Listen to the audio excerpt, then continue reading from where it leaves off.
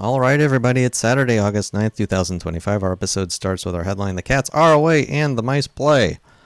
The biggest, most popular stock product out there, SPY, which holds the S&P 500, this entire week has been floating up on much less volume than the total amount of volume last week when things were falling apart, especially from Thursday to Friday.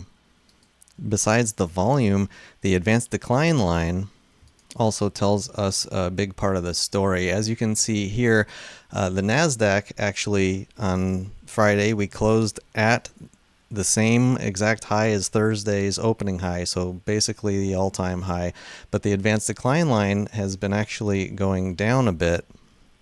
This happens when dumb money is buying the popular stocks, the biggest stocks, the stocks you hear about on TV, and the whole market isn't really participating. It's more weighted towards the mega caps. A lot of the time when you see a divergence between the advanced decline line going down and stocks going up, it kind of suggests that because of the breadth isn't there, the move up is likely to reverse. Not only do we have that in the NASDAQ, the same thing happening even more obviously in the Russell, although not back up to all-time highs. The advanced decline line showing, more weakness. If the advanced decline line was the opposite, if it was a higher high in the advanced decline line along with a lower high in the Russell, that would paint a different story, suggesting more bullishness. And we don't have that. I'm also hearing from many pros out there that the pros are on vacation, especially in Europe. A lot of the European pro traders go on vacation, especially in August for a week, for 2 weeks. Just another piece of the cats being away and the mice playing here. Also seasonality, August and September being infamously weak, partly because of the pros being away is what I understand. Add to that the overvaluations of stocks in general, historic high PE ratios, especially the Cape-Shiller ratio, which, again, if you haven't seen my website, please read through it. I think that information is very valuable. And, in addition, we have the deteriorating jobs market. I'm hearing there's a lot of insider selling going on. I can't confirm it. I spent all morning trying to load a Python script, getting data from the SEC. It keeps blocking me.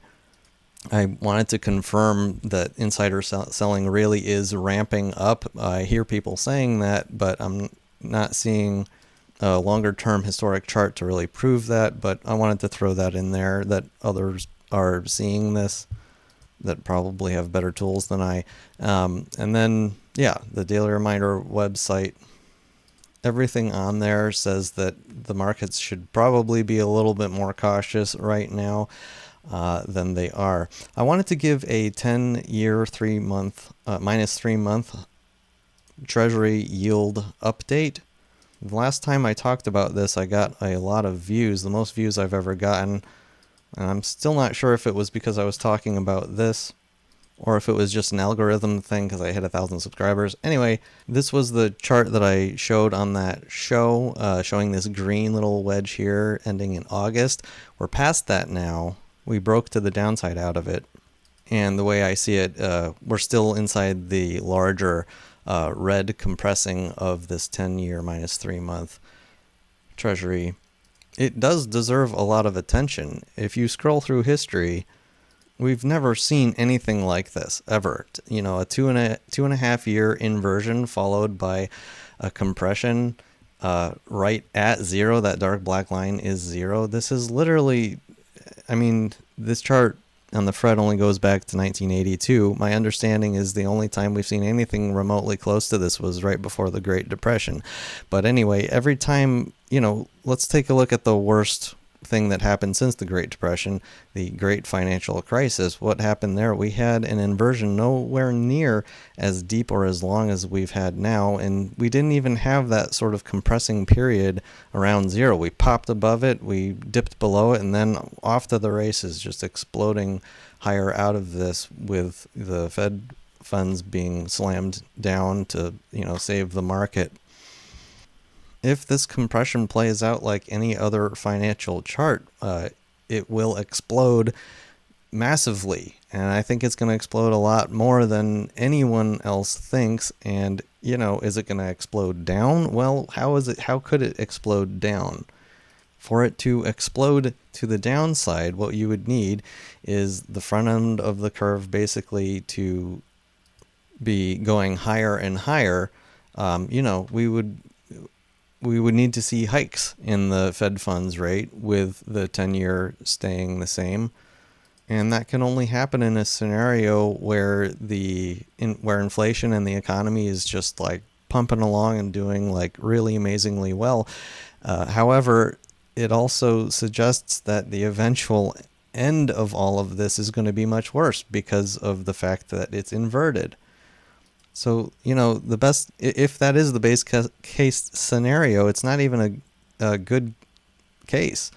This is going to end badly one way or another.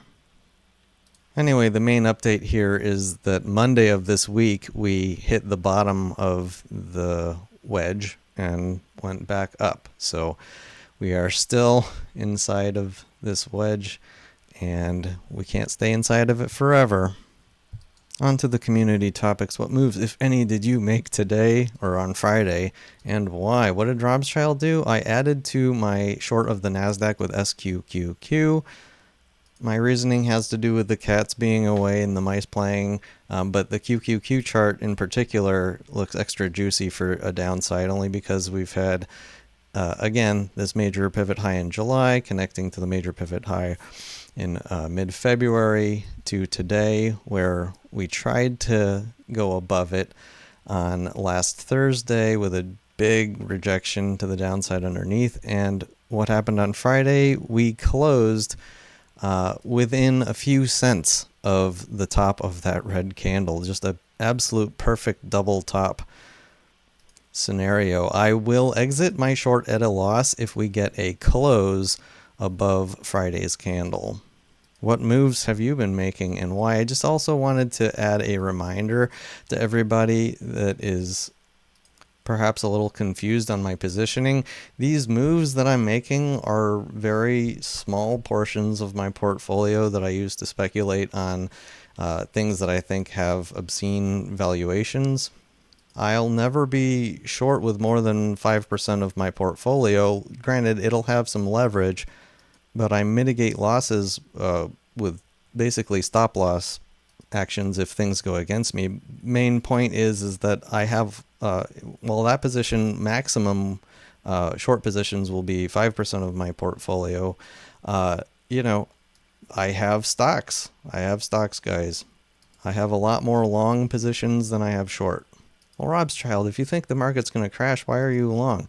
Well, it has to do with Benjamin Graham, his advice from Security Analysis, where he says never be less than 25% long stocks.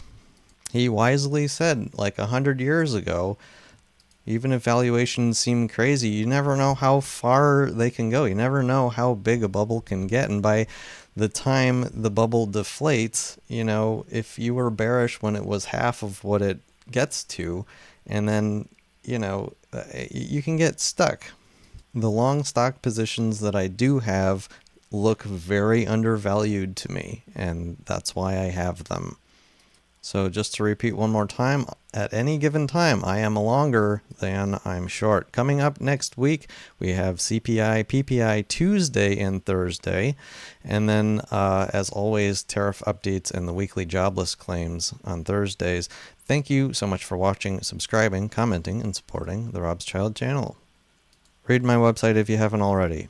Crystal ball readings and portfolio, no updates. I did have one minor update. I think I bought at least one more long-dated put just on HYG, actually, because of how tight credit spreads are and how complacent the market is right now. I mean, the VIX right now being only at 15. UVXY calls are a fun thing to be holding, as I am right now. TLT, my favorite place to be. What a beautiful setup, right? Shoulder, head, shoulder, break. Sitting right on the retest on Friday. I expect TLT to get a bid from here. That said, the Treasury market is bigger than TLT, and the 10-year Treasury note yield, as far as a head and shoulders goes, we actually cracked back above it. If we had confirmation above it, maybe we'll go back up to this upsloping red line from the April low connecting to the July low. That could be pretty probable before getting rejected back down. It's the same exact pattern in the 30-year bond yield. Another thing giving me confidence yields are going to fall as they typically follow crude oil, which also went down pretty good on Friday, finding a new low closing at 63.34. This past week was interesting because crude oil inventories actually dropped this week, and yet crude oil is still falling here. If we were to get an uptick in crude oil inventories this next week, it can easily accelerate the price of oil down to what I see as the next psychological level, $53.15. You know, what's really amazing is over the past few years, we've had core inflation stay, 2.5 to 3%. And yet crude oil, we're at a price that, before April of this year, we haven't really been in that range since 2021. Will supply continue to outpace the demand even at this relatively very low price? Guess we'll see. Copper with a PhD in economics, now having 1, 2, 3, 4, 5, 6 candles inside of this little bear flag here. Still looking like it is prepared to move lower. Keep an eye on that, because Dr. Copper has a PhD in economics, and if copper drops significantly, it's saying very explicitly it doesn't see the demand that you want to see in a booming economy. When you compare crude oil and copper to the price of gold, gold's never been more expensive. Add to that, we have a confluence of trend lines that we hit on Friday. Means that I'm very happy about my GDXD short-term short position. I will be squeezed out if we manage to strongly move up from here, but I don't see that happening. I think it's going to go down. Last chart of the day, MSOS, an ETF that holds derivatives that represent shares of companies that produce, let's say, green stuff. We broke above this M pattern here pretty strongly.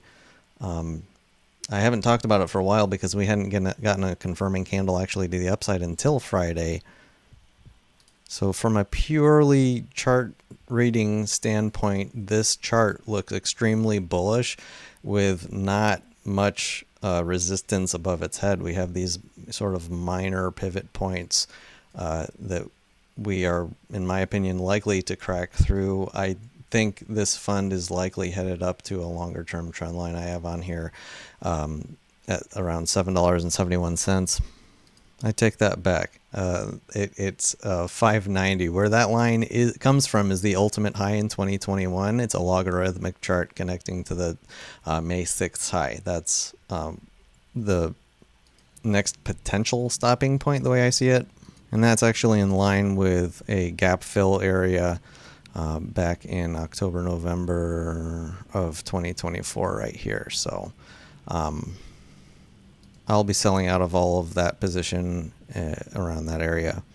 So 550, let's say. And that's all from me and my crystal ball. I hope you enjoyed. Thank you for watching, and see you next time. Don't forget to subscribe. Robschild.